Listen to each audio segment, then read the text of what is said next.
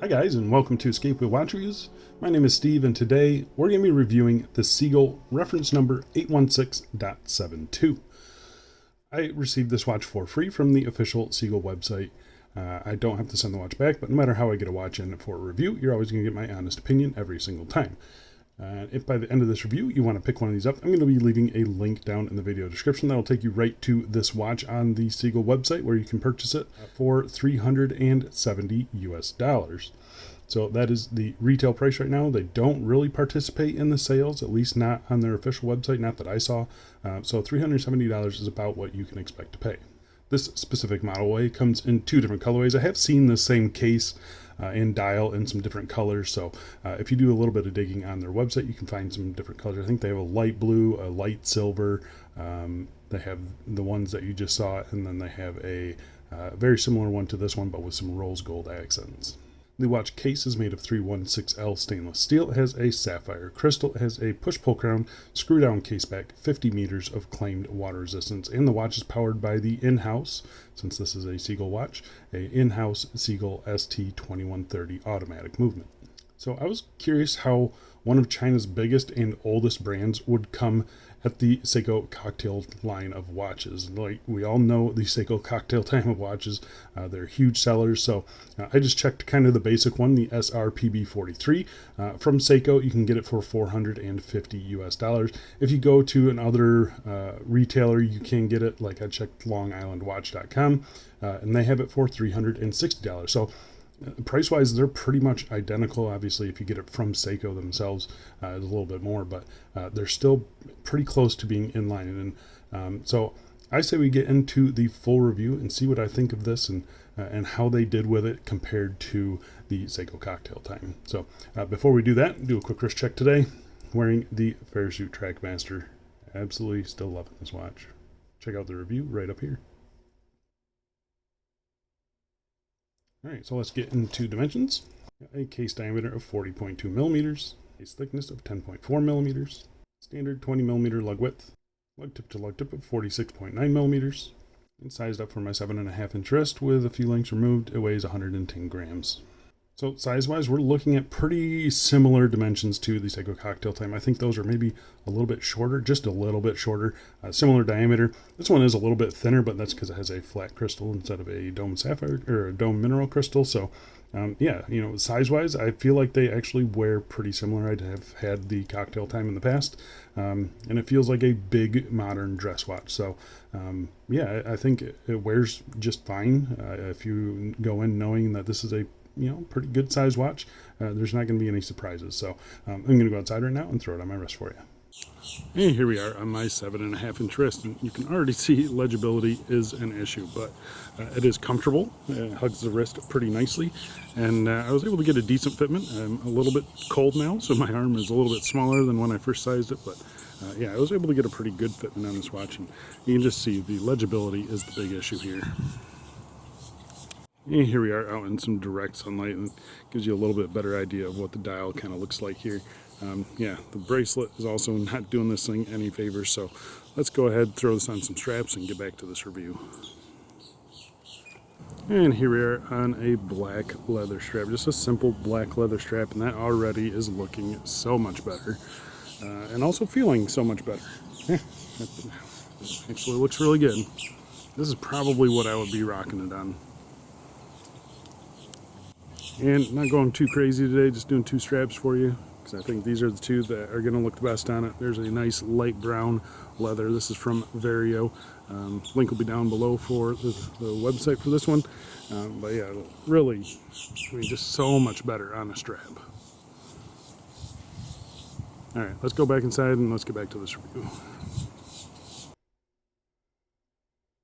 All right, so let's talk about the case finishing. So I'm going to keep my little polishing rag close by because there's a lot of polishing going on here, but the case is constructed of three different parts. So we have a bezel, we have a mid case, and then we have a case back. The bezel, as you can see here, high polished on all sides. Really nicely done. Again, no issues with the polishing on that. I think that looks fine. Flipping it to the case sides here, you have horizontal brushing. Again, nicely done, nice and consistent. Even in these tight corners here, sometimes you can get a little bit muddy, but they did a pretty good job there. There's no real sharp edges on this at all. Yeah, I'm not really feeling anything that doesn't feel okay. You can see on the crown side here, we do have a signed push-pull crown, nicely signed with the Sea-gull S there. We have polishing on the tops of the lugs, which match up with the bracelet pretty nicely. And I mean, everything here seems to be done fine. I've got no issues there. The case back, as you can see here, it's a screw down case back, simple notches there, a little bit of a spec sheet going around the outside there. Do have a mineral glass there. I did test that. Nice case back though, pretty simple, kind of standard affair, but unoffensive. And I think it actually looks pretty good, showing off the movement, which, yeah, it's actually a decent looking movement when we'll talk about that here in a little bit. But case finishing wise, I think they did a pretty good job. Case sculpting looks pretty good, pretty sharp lines for a dress watch, but they do have a nice turn down to the lugs there. And everything, like I said, is done pretty nicely. The sharp transitions are there as well. So yeah, really nice and crisp finishing and nice polishing. Yeah, overall, I think the case finishing is done nicely. I'm not a huge fan of all the polishing, mostly on the bracelet. On the case, I don't mind it, but yeah, they did a pretty good job, and I do like that nice big signed crown there. I think it looks pretty good and plenty of grip on it. All right, so let's talk about the crystal. So it is a sapphire crystal. I did test that with my diamond selector, and it is positive for sapphire. You can see here, it sits up above the bezel just a little bit. There's a little bit of a chamfer around the outside, but it is just a dead flat piece of sapphire crystal with no anti-reflective coating on it at all. I typically don't say a flat sapphire needs anti-reflective coating, but this one kind of needs it. Yeah, it's a very reflective crystal, and yeah, it just doesn't look great. I know Seiko, you don't get sapphire with it, and I know some people will immediately just knock the Seiko because of that, but it's a dress watch. You're not really being too rough on it anyway. And the domed mineral crystal on the Seiko is much nicer than this crystal is, in my opinion. So yeah, I'd like to see them upgrade this with either a domed mineral crystal, domed sapphire crystal, or throw lots of anti-reflective coating on it. Because right now it's just kind of a plain Jane crystal, and it's not anything fancy at all. All right, so let's talk about the dial on the watch. So, you know, Seiko is known for their dials, right? And Sea-gull, they actually did an okay job here. There's a little bit of texture going on. It's a fume dial, so it's pretty dark at the edges, and it kind of fades to a lighter gray towards the middle. Legibility on this watch is absolutely horrible. That's my main issue with it. A lot of that is the crystal. A lot of that is just the colorway that I chose. But when you turn it on the side like that, you can see not very legible at all. And then even when you get it in like bright light like this, you can see the brand name kind of just disappears. Any writing on the text just vanishes. So legibility is a big problem with this one. Besides that, you have applied indices at all the hour markers, kind of double batons at 12, 3, 6, and 9, single batons everywhere else. They do have a little bit of faceting going on. You can see kind of the inner diameter of them are chamfered a little bit, so they do catch the light a little bit, but for the most part they just kind of vanish. So yeah, the legibility, like I said, is not good. Getting up close, you can see the texture on the dial. Pretty cool texture, but again, it's not anything that Seiko hasn't done at a similar price point. So yeah, it's just not the best. We do have the Sea-gull branding there at the 12 o'clock, automatic and cursive, and then we have it made in China down here at 6 o'clock. We have an applied window around the date frame there. That looks pretty good. We got some chamfering going on and some frosting, so that actually looks pretty good. Date is centered in there nicely as well. The handset that they use, kind of simple Delphine style hands, faceted down the middle. They're nice. I don't see any like fluff under the dial or anything like that, not at least without bringing out my macro stuff. The seconds hand, pretty simple. Again, kind of gets lost, very, very slim. The handset length, it's okay. It could be a little bit better. You can see the minute hand does definitely stop short of the minute track. Second hand reaches out far enough, but and the hour hand I think is fine. But yeah, the minute hand I'd like to see a little bit longer. But again, they just kind of get lost. Seiko, they do this thing where they kind of frost half of the hands, and they kind of stick out a lot better than these ones do. So yeah, just all polished on this dial just doesn't do it any favors. So it's nicely executed. Just again, legibility is a big issue on this watch, in my opinion. But yeah, other than that, I mean, the dial is done nicely, and everything seems to be aligned nicely. So again, for the price, I just expected a little bit more. All right, so let's talk about the movement inside. So this is a big step above what you get from a Seiko. So Seiko, they're kind of stuck with their 4R, NH35 equivalent movements, 21,000 beats per hour. This is a high beat movement. It is an in-house movement as well, and it actually looks pretty darn good. I've had these movements in a few other watches, and they've always performed well. They look good. Got some nice decoration on the rotor there. You got some nice decoration on the movement itself. Yeah, they're good, solid movements. It's an ETA clone movement, so I don't know if I could consider this in-house, but it is made by Sea-gull in a Sea-gull, so I guess it's in-house. But yeah, they're nice, solid, reliable movements. 21,800 beats per hour. They hack, they hand wind, bidirectional winding rotor, roughly 40 hours of power reserve. Here's how this one has been running. Nice, solid running movement in this one. So can't really complain with that. The movement is operated by this 3 o'clock push-pull crown. Again, signed nicely. First position is the hand winding. It's kind of that heavy hand winding you get used to from an EDA clone.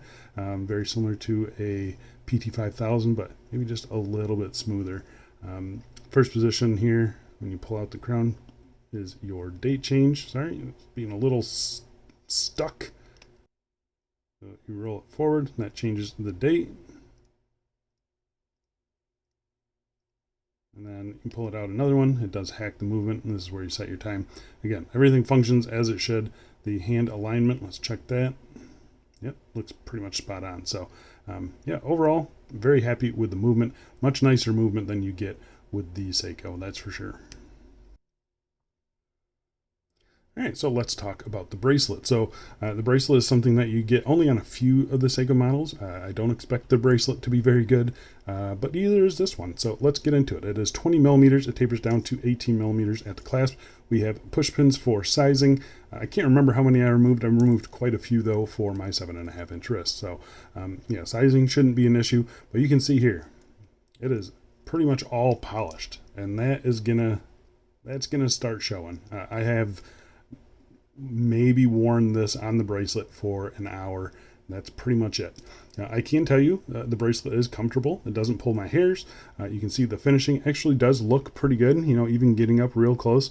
This is where I expect to see like some streaking in the polishing, but here you can see it is very smoothly polished. So I don't have too much issues with the finishing quality. They did a good job there. You can see brushing on these little middle links. So I like the design of the watch. I just wish they would have switched the polishing and the brushing. I think it would look a whole heck of a lot better with brushing on the outside and little polished links there. The end link fitment. The end links are hollow. I don't know the last time I reviewed a watch with hollow end links, but I think you get that on the Seiko as well. They are female pivot end links, so they do drop straight down. They follow the case curvature. Okay, they're not the best.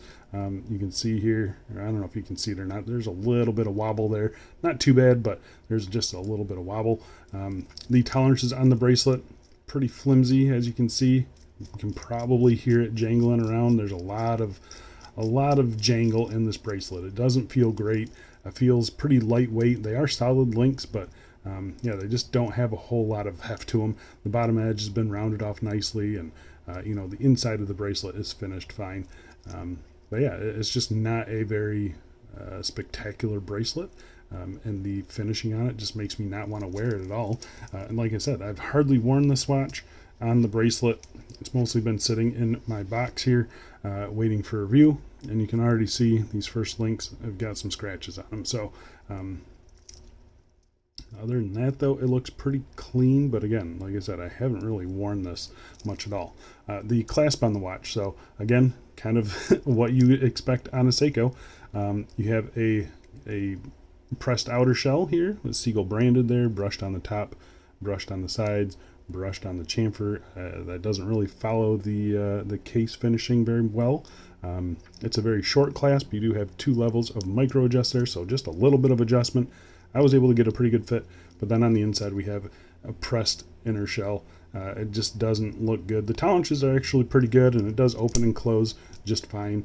It's lightweight and it is comfortable, I'll give them that, but yeah, just kind of gross, right?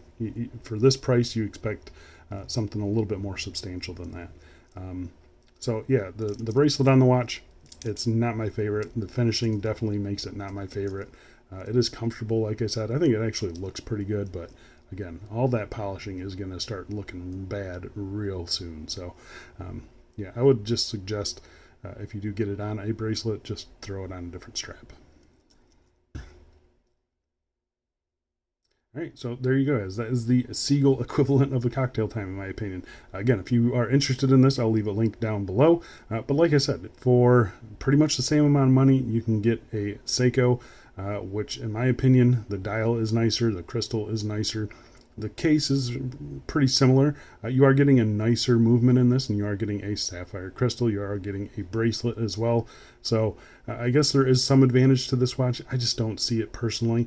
I would go with the cocktail time over this one. It's a more iconic design and better executed, in my opinion. You know, you're taking a little bit of a hit on the movement and a little bit of hit with a mineral crystal, but this flat sapphire is nothing special.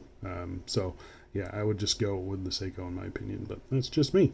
If you do like this, like I said, I will leave a link down in the video description. I think that's it for me. Thanks a lot for watching, guys, and I'll see you in the next one. Bye.